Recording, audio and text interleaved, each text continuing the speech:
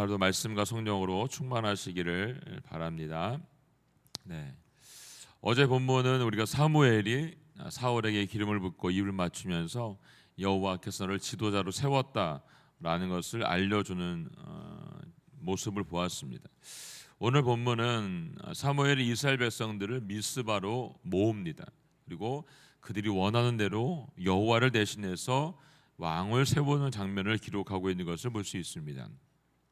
17절 말씀 먼저 한번 읽어보도록 하겠습니다. 17절 말씀 시작. 사무엘이 이스라엘 백성들을 미스바로 불러 여호와 앞에 모아 놓고. 아멘. 네. 사무엘이 이스라엘 백성들을 미스바로 불러 모았는데 그 장소에 지금 누가 함께 하냐면 여호와께서 함께 계십니다. 오늘 본문 전체를 여러분들이 보게 되면 이렇게 여호와께서 그들과 계속해서 함께 계시다고 하는 것을 보게 될 것입니다. 그 여호와 앞에라는 곳에 함께 밑줄 한번 그어보겠습니다. 여호와 앞에. 예. 왕을 세워달라고 떼를 쓰고 아우성을 친 이스라엘의 요구를 들으신 여호와께서 지금 그곳에 계십니다. 그리고 그들은 여호와 앞에 서 있습니다. 사무엘은 이 모든 일이 여호와의 능력에 근거해서 이루어지고 있다는 것을 그들에게 보여주고 있는 것이죠. 자신이 모은 것이 아니고 여호와께서 이들을 모았고 자신의 왕을 세운 것이 아니라 여호와께서 친히 그들을 세워주시고 왕으로 그들에게 보여주게 되는 것을 볼 수 있습니다. 이스라엘이 하나님을 버렸지만 하나님은 그들을 위해서 왕을 세워주고 있습니다. 이스라엘이 그곳에 계신 하나님을 보지 않고 있지만 하나님 그들을 보고 계신 거죠. 네. 그곳에 계신 하나님이 분명히 있음에도 불구하고 그들은 그 하나님은 안중에도 없습니다. 우리도 때때로 하나님이 잃어버리고 하나님 나와 함께 하고 계심에도 불구하고 잃어버린 것처럼 안 계신 것처럼 살아갈 때가 참 많이 있다는 것이죠. 그 안에도 여전히 그분은 우리와 함께 계시다고 하는 것을 우리에게 알려주고 계십니다.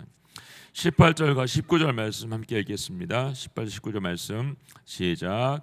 그들에게 말했습니다. 이스라엘 하나님 여호와께서는 내가 이집트에서 이스라엘을 불러냈고 이뿐만 아니라 너희를 짓누르던 모든 나라들로부터 너희를 구해냈다라고 말씀하셨다. 그러나 너희는 지금 너희 모든 재난과 고통에서 너희를 구해내신 너희 하나님을 거부했다. 그러고는 안 되겠습니다.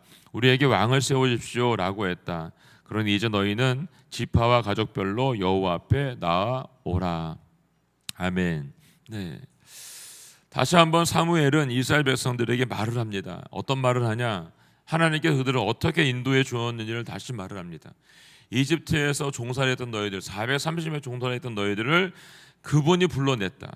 너희를 짓누르던 모든 나라들, 너희들이 여기까지 오는 과정 가운데 있었던 모든 나라들을 하나님께서 다 물리쳐 주셨고 너희를 구해 주었다는 것이죠.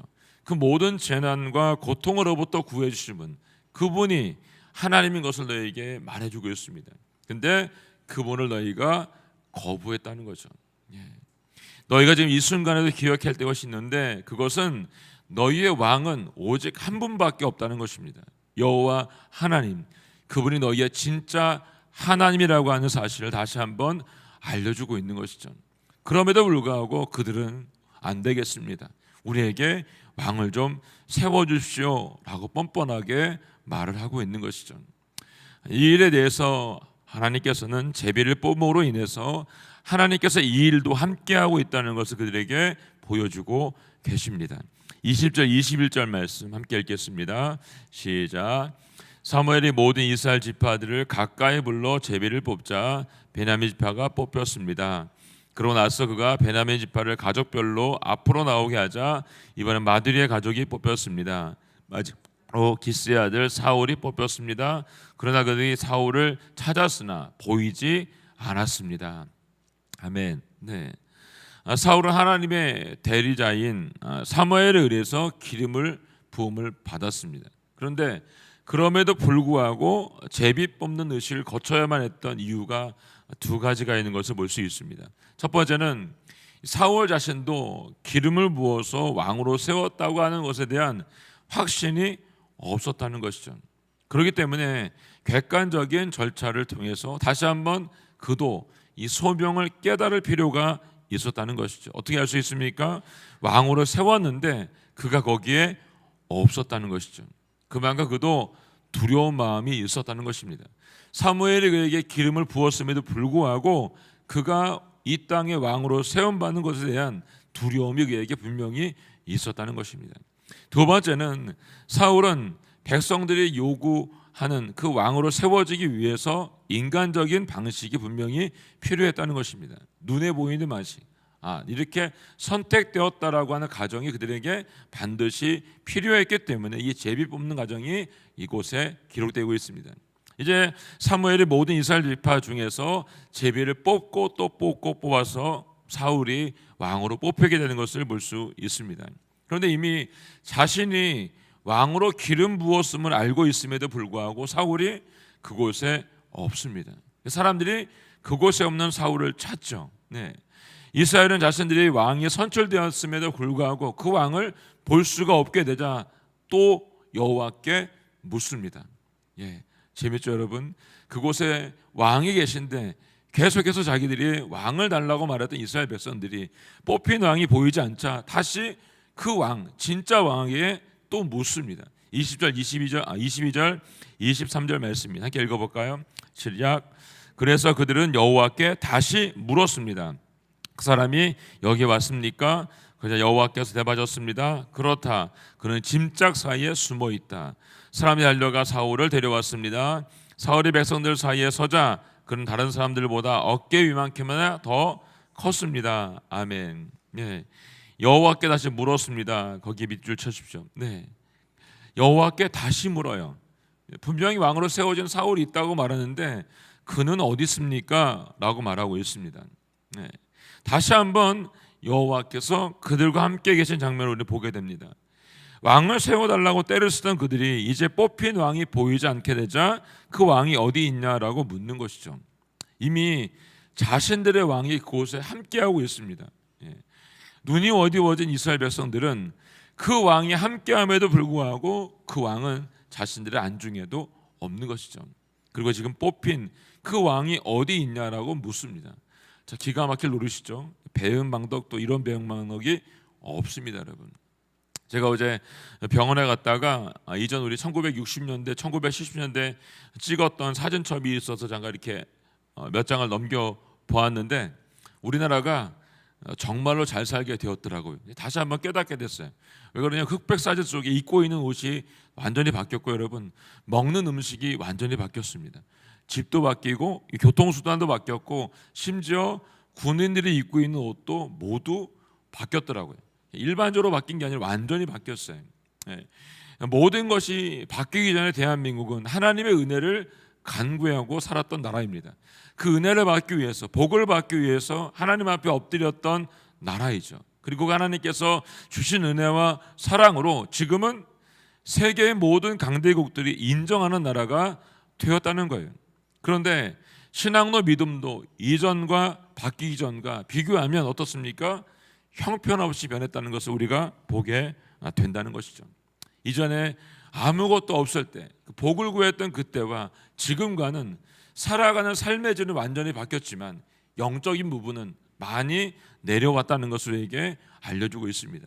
이제 하나님 함께 계심에도 불구하고 함께 계신 것을 느끼지 못하고 하나님이 없는 것처럼 죄를 아무렇지 않게 지으며 살고 있는 세상 가운데 우리가 지금 살고 있다는 것이죠. 어제 그 사진 몇 개를 보면서 참 마음이 많이 무거웠습니다. 하나님께서 이렇게 많은 것을 우리에게 주었음에도 불구하고 여전히 우리는 하나님이 없는 것처럼 배은망덕하게 살아가고 있구나라고 하는 것을 알게 되자 제 마음이 또 다시 무거운 것을 느끼게 되었습니다. 하나님께서 지금 자신에게 그 왕이 어디 있냐라고 묻는 이스라엘 백성들에게 벌을 주지 않으십니다. 어떻게 하십니까? 짐짝 사이에 숨어 있다라고 아주 친절하게 그들에게 알려주고 있습니다. 이분이 하나님이십니다. 그 말의 백성들은 짐짝 사이에 숨어있던 사울을 찾아서 일으켜서 데리고 옵니다. 그리고 그들이 제일 먼저 뭘 봤을까요? 첫 모습을 봤을 것입니다. 사울의 겉모습을 보고 어떻게 했을까요? 만족했을 것입니다. 눈에 보이는 만족, 영적인 만족이 아닌 육적인 만족을 그들이 누렸다는 것입니다. 이스라엘 백성들도 하나님께 왕을 달라고 요구했을 때 자신들에게도 기준이 분명히 있었을 것입니다. 우리의 왕이 세워지면 그래도 이 정도는 돼야 되지 않겠냐, 이만큼은 되지 않겠냐, 이만한 무술을 가지고 있어야 되지 않겠냐라고 하는 그들 나름의 기준이 분명히 있었을 것입니다. 그리고 그 기준을 분명히 바랬을 것입니다. 근데 오늘 사울이 그들에게 세워졌을 때 그 기준이 어느 정도 맞게 됐다는 것을 그들은 알게 됩니다. 그리고 이제 사울이 겉모습을 보면서 그들이 이것을 마음으로 갖게 된 것을 볼 수가 있습니다. 눈에 보이는 것이 다가 아니라고 하는 것을 그들은 세월이 조금만 지나고 나서도 알게 되었습니다. 사무엘은 이런 그들의 기준을 알았기 때문에 24절 말씀에서 이렇게 다시 한번 말해주고 있습니다. 함께 읽어볼까요? 시작. 사무엘이 모든 백성들에게 말했습니다. 너희는 여호와께서 선택하신 사람을 보아라. 모든 백성 가운데 이만한 사람이 없다. 그러자 백성들은 우리 왕 만세라고 외쳤습니다. 네, 잘생긴 외모에 어깨이만큼 큰 키를 가진 사울, 그 당시 이스라엘에 사울만한 사람이 없었다는 것은 사울이 거의 독보적인 존재였다는 뜻을 보여주고 있습니다. 그 당시에 이스라엘이 이보다 훌륭하고 뛰어난 사람이 없었다는 뜻을 가지고 있죠. 누구보다 멋있고 누구보다 힘이 세고 누구보다 월등한 사람이 뽑혔다는 것입니다. 그 어느와도 비교할 수 없는 사람을 너희들이 왕으로 지금 뽑았으니까 보아라라고 지금 사무엘이 얘기하고 있습니다. 그것에 그들이 반응을 하죠. 우리의 왕이 다시 평안하고 만세라고 외쳤던 것을 볼 수가 있습니다. 이 말씀을 읽으면서 동시에 이런 생각이 들게 됩니다. 모든 백성 중에서 가장 뛰어난 왕을 뽑았지만 이런 마음입니다. 어디 한번 잘하는지 보자라는 것입니다. 하나님께서 너희를 다스릴 때보다 이 왕이 얼마나 더 잘하는지, 너희들이 바라는 것보다 얼마나 행복하게 해주는지 한번 보자라는 마음이 숨겨져 있는 것을 볼 수 있습니다. 너희들이 생각하는 것처럼 눈에 보이는 뛰어남을 가지고 다스리면 잘 되는 일이지만 그렇지 않게 되면 하나님께서 너희를 어떻게 하실지 보라라고 하는 사무엘의 씁쓸한 마음이 그들 가운데 담겨 있는 것을 볼 수가 있습니다. 이 말씀이 주는 교훈은 우리가 가진 모든 것을 우리가 알고 있는 것으로도 보아야 하지만 동시에 어떻게 해야 되냐면 하나님의 눈으로 반드시 보는 기준이 필요하다는 것을 말씀해주고 있습니다. 그렇지 않으면 반드시 문제가 발생하게 되어 있다는 것이죠. 우리 주변에 보게 되면 앞의 일들을 10년, 20년 앞을 보는 수단을 가지고 있는 사람들이 종종 우리가 만날 수 있습니다. 옛날에 이건희 회장님이 그 삼성을 만드실 때 자신이 길을 가다가 보면 성공할 수 있는 것들이 눈에 수십 개, 수백 개씩 보였다는 얘기를 들은 적이 있습니다. 이처럼 그런 눈을 볼 수 있는 수단을 가지고 있는 사람들이 있죠. 근데 그 수단이 하나님께로부터 온 것이 아니면 반드시 어려움을 당하게 된다는 것입니다. 그 수단이 하나님께로부터 온 것이 아니라고 한다면 반드시 잘못된 길로 갈 수밖에 없다는 것입니다. 그렇기 때문에 세상의 기준보다는 하나님의 눈으로 볼 수 있는 기준을 갖는 것이 중요하다는 것을 다시 한번 알려주고 있습니다. 그들은 지금 세상의 기준을 따라서 왕을 요구하고 있지만 하나님, 살아계신 왕이 있음에도 불구하고 잘못된 구하물이 가지고 있었기 때문에 그들은 분명히 어려움을 갖게 된다는 것입니다. 그래서 25절 말씀에 이렇게 얘기하고 있습니다. 함께 읽어볼까요? 25절 말씀 시작. 사무엘이 백성들에게 왕국의 제도를 설명했습니다. 사무엘은 두루마리의 것을 기록해 여호와 앞에 보관해 두었습니다. 그러나 사무엘은 백성들을 집으로 돌려 보냈습니다. 아멘. 네, 이 모든 일이 마치고 나자 사무엘은 백성들을 집으로 돌려 보냈습니다. 왕이 설출된 후에 사무엘은 왕국의 제도에 관해서 설명하고 있습니다. 이전에 8장에서는 하나님께서 사무엘을 통해서 그들이 왕이 세워지면 어떤 일이 있을 것이라고 미리 경고해 주었습니다. 그 말씀이 우리가 2월 6일자 월요일자 말씀이 있는데 8장 11절 말씀입니다. 8장 11절 잠깐 볼까요? 이렇게 말했습니다. 너희를 다스릴 왕은 이렇게 말할 것이다. 그는 너희 아들들 데려다가 자기 마차와 말을 돌보는 일을 시키고 그들을 마차 앞에 달리게 할 것이다. 그가 너희 아들들을 천부장과 50부장으로 세울 것이며 자신을 위해 밭을 갈고 추수하게 할 것이고 전쟁을 위한 무기와 전차의 장비를 만들게 할 것이다. 또 너희 딸들 데려다가 향료 만드는 사람, 요리사, 빵 굽는 사람이 되게 할 것이다. 그는 너희 밭과 포도밭과 올리브 가운데 제일 좋은 것을 골라 자기 신하들에게 줄 것이며 너희 곡식과 포도 수확물의 10분의 1 가져다가 자기의 관리와 신하들에게 줄 것이다. 너희 남종들과 여종들과 너희 소년들과 나귀들 가운데 가장 좋은 것을 끌어다가 자기 일을 시키고 너희 양들의 10분의 1을 가질 것이며 결국 너희 자신도 그의 노예가 될 것이다. 그때가 되면 너희는 너희가 선택한 그 왕에게서 벗어나게 해달라고 울부짖겠지만 그때는 여호와께서 너희의 말에 응답하지 않으실 것이다. 아멘. 네. 지금 돌이켜 회개하면 돌아올 수 있지만 그때 너희가 울부짖어도 내가 그것에 응답하지 않겠다라고 분명하게 말씀하고 있습니다. 그럼에도 불구하고 그들은 우리에게 왕을 달라라고 말했던 것을 볼 수 있습니다. 이 말은 왕이 세워짐으로 너희가 장차 당할 고난이 어떻게 될 것이라고 하는 분명한 경고의 메시지였다는 것이죠. 지금 그럼 10장에서 말하고 있는 사무엘이 왕국의 제도를 설명해 주고 있는데 이 왕국의 제도는 무엇인가? 그것은 여러분 신성국가의 왕이 지켜야 될 기본적인 의무를 말해주고 있는 것이죠.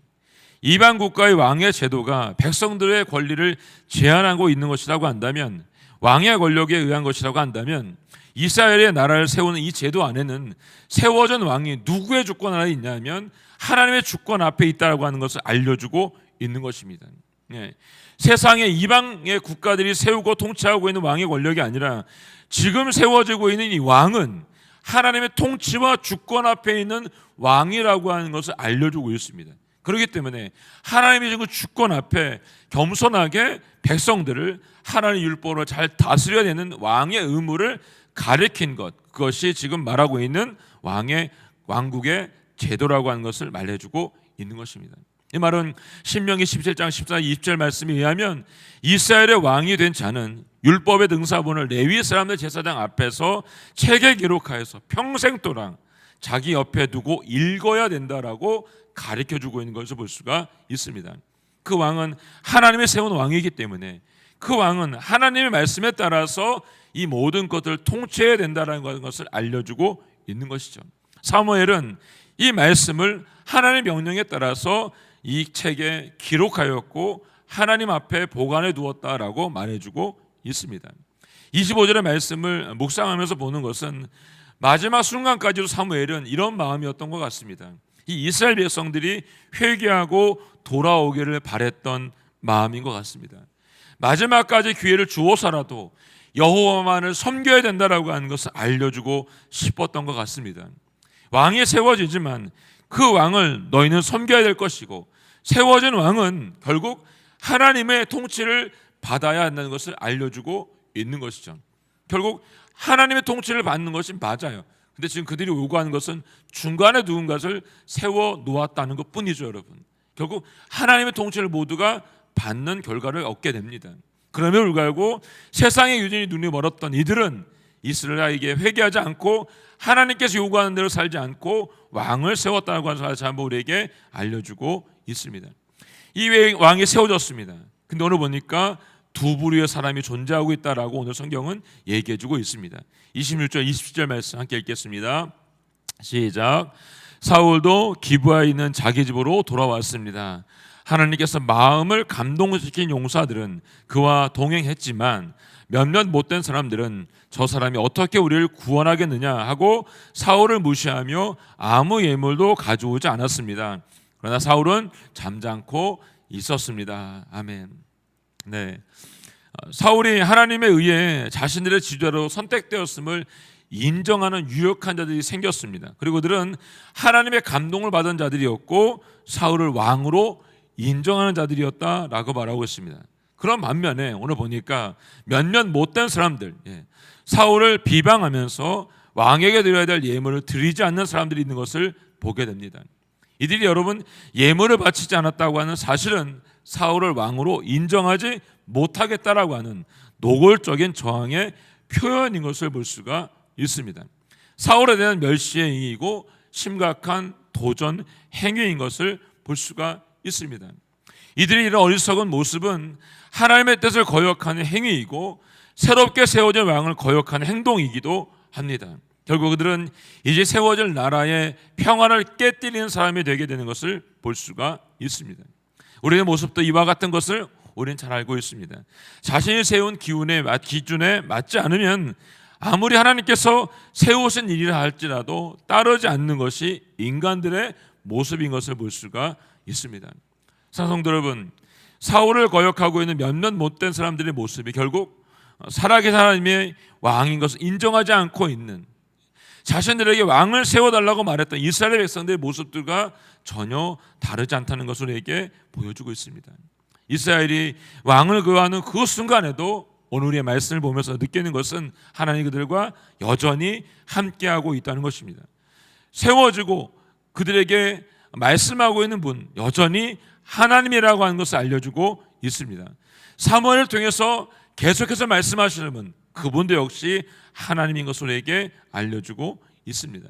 오늘 우리의 삶에도 하나님은 영원히 함께하고 계십니다. 오늘 말씀을 듣고 계신 우리 모두가 하나님의 말씀을 깨닫고 회개하고 돌이킬 수 있기를 원합니다.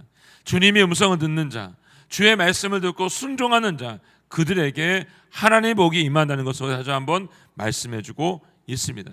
오늘 이 말씀을 묵상하면서 우리 모두가 하나님의 앞에 있음을 기억하시고 그분의 말씀 앞에 순종할 수 있기를 예수님의 이름으로 선포합니다. 함께 기도하겠습니다.